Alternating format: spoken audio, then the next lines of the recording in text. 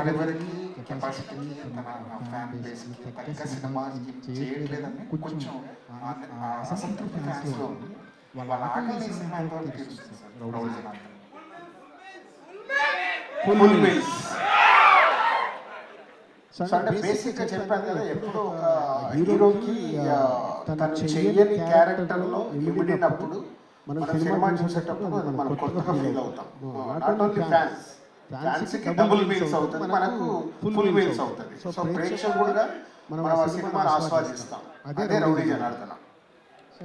గారు కుర్రాడు కొత్తగా ఉన్నాడు, కొంచెం చిన్నగా ఉన్నాడు, మరి ఎక్కువ బడ్జెట్ అంటున్నారు, చూస్తున్నారా? నేను 58 సినిమాలు తీసి 12 మంది డైరెక్టర్లు ఇంట్రడ్యూస్ చేసిన మా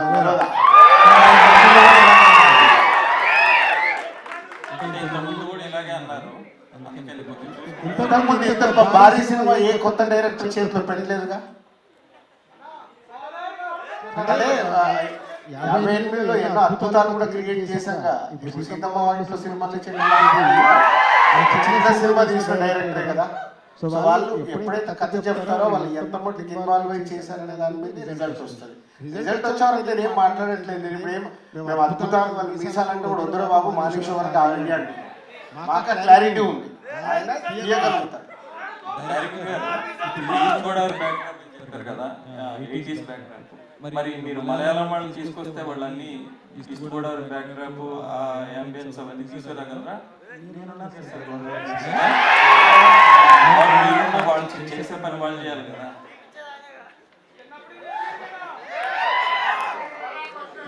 వాళ్ళు చాలా ఇష్టం టెక్నీషియన్స్, చాలా గొప్ప టెక్నీషియన్స్. ఆ టెక్నీషియన్స్ యూనివర్సల్. వాళ్ళు ఒక ప్రాంతానికి చెందిన ఈస్ట్ గోదావరి సినిమా అంటే ఈస్ట్ గోదావరి నుంచి సినిమాటోగ్రఫీ తీసుకురావాలంటే చాలా కష్టం. నాకేంటంటే ముఖ్యంగా మా సినిమాటోగ్రఫర్ ఆయన ప్రేమను తీశారు. నేను ఫస్ట్ ఫిల్మ్ ఎలా తీసాను చాలా ఇంటర్వ్యూస్లో చెప్పాను. ఆయన ఫ్రేమ్స్ ఎలా పెట్టుకొని నేర్చుకొని ఎలా తీయాలి అని డిస్కస్ చేసి సినిమా తీశారు.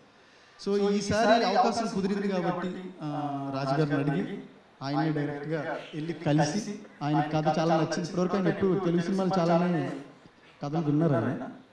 బట్ ఫార్చునేట్లీ ఈ కథ నచ్చి ఆయన ఫస్ట్ టైం తెలుగుకి వస్తున్నారు. అలాగే మిగతా టెక్నీషియన్స్ కూడా దేని యూనివర్సల్ వాళ్ళకి మన ఇవన్నీ నువ్వు నోట్ చేసుకొని మానిష్ అయ్యాక మళ్ళీ సక్సెస్ మీట్ పెట్టినప్పుడు అడగాల్సిన క్వశ్చన్స్ అడుగుతున్నావు. సరే, ఇప్పుడు సిరీస్ గారు ఎందుకు మాట్లాడలేదు? మీరు సిరీస్ గారు అసలు మాట్లాడలేదు.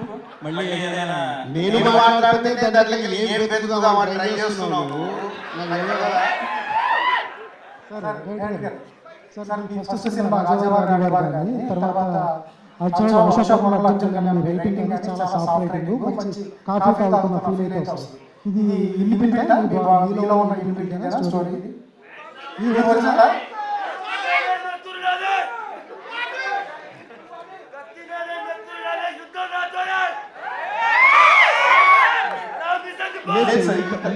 కూడా అలాంటి సెన్సిబుల్ రైటింగ్ ఉంటుంది ఖచ్చితంగా. ఆ లేయర్ కూడా ఉంది, అది కూడా తొందరగా చూస్తారు. అది ఎక్కడ మిస్ కాకుండా చూస్తున్నాను. ఎమోషన్ ఎక్కడ మిస్ కాదు. అది it's not just the blood and fire, చాలా ఎమోషన్ సోల్ కూడా ఉంది.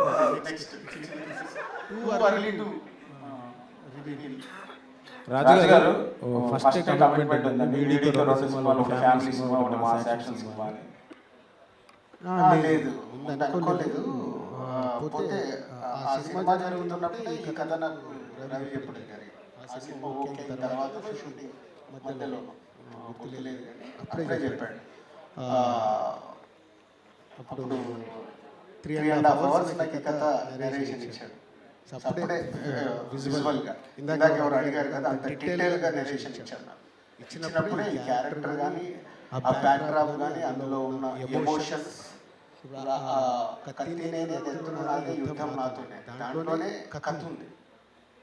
2026 డిసెంబర్ నుంచి అదంటే ఇంకా 1 year మీకు షూటింగ్ పోస్ట్ ప్రొడక్షన్ అంతా ఉంది. ఇప్పుడు అంతా లైవ్ తీసుకుంటున్నాను. ప్రతి ఒక సినిమాని ఆ బ్యాక్డ్రాప్లో ఇందాక ఎంతమంది టెక్నీషియన్స్తో ప్రాపర్గా ప్రేక్షకులకు ఇవ్వడానికి టైం పడుతుంది. ఇంకా ఇలాంటి సినిమా ఈ గ్లిమ్స్ చూసిన తర్వాత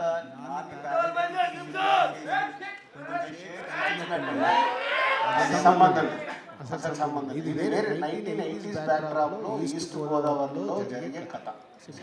రాజు గారు అంటే ఈ సినిమా అయినాక ఇంకో సినిమా చేస్తారా, ప్యారలల్ ఇంకో సినిమా ఏమైనా స్టార్ట్ చేస్తారా మీరు? అంటే అర్థం కదా. అంటే ఇప్పుడు ఎల్లమ్మ ఏవేవన్నీ ఉన్నాయి కదా, 2026 లో 6 సినిమాలు వచ్చేలాగా ప్లాన్ చేసుకున్నాం. SBC నుంచి 2026 లో 6 లో ఉన్నాయా? ఎస్, షూటింగ్ లో ఉన్నాయి ఇప్పుడు. అన్ని ఒకటి చెప్తాను.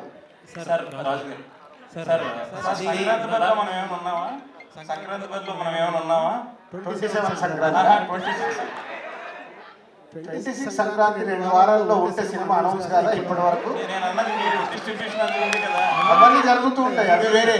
అదే అడుగుతున్నాను నేను. ఉన్నామా మనం? రౌడీ జనార్దన టాపిక్ మాట్లాడాలి, అది కాదు. రాజు గారు, రాజు గారు శిరీష్ గారికి ఏమంటే చెప్తారు పోనీ. శిరీష్ గారు నోటి మీద ప్లాస్టర్ వేసేసారు. సార్ రాజు గారు, అంటే మీరు ఏ దాని మీద అయితే ఉన్నామో దాన్ని మనం ప్రేక్షకుల్లోకి తీసుకెళ్ళడానికి ప్రయత్నం సార్ చేయకపోతే ఒకటి నిజమే, మీరు అన్నది ఏంటంటే సినిమాని తీసుకెళ్ళాలి. మేము సెలబ్రిటీ, ఒక రాజు గారు లాంటి రేర్ సెలబ్రిటీ బయటకు వచ్చినప్పుడు ఆయన చుట్టూ జరిగేవి కూడా తీసుకెళ్ళాలి. అది కూడా మా పని. నేను దానికోసం సపరేట్ గా ప్రెస్ మీట్ పెడతాను. మీరు పెట్టరు కదా. రేపే పిలుస్తా. సరే రాజు గారు, ఎనీవేస్ ఒకటి ఇందాక చెప్పడం స్కిప్ అయ్యా. ఇది చాలా బాగుంది. We are rooting for your comeback. అసలు ఇందులో క్వశ్చనే లేదు.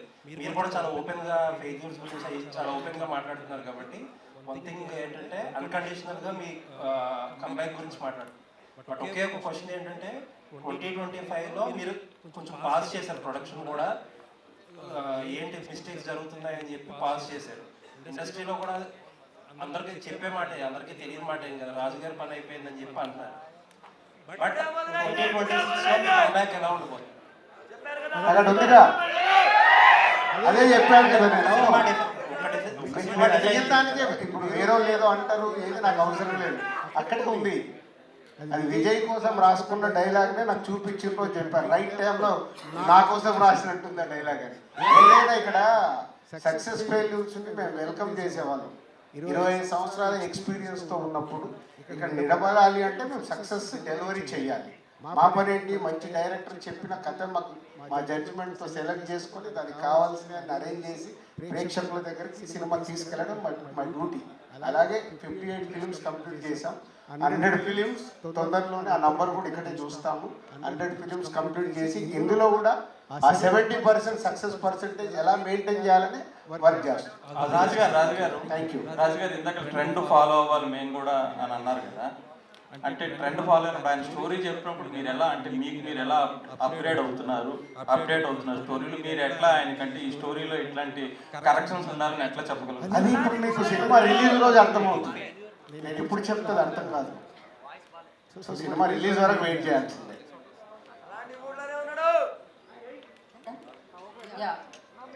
Thank you very much.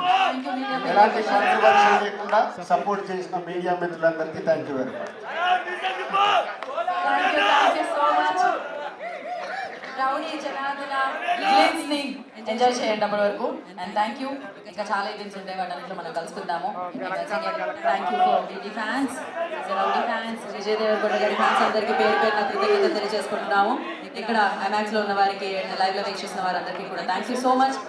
Wait for the film. So thank you. Today's event by Shreyas Media. This is Nida.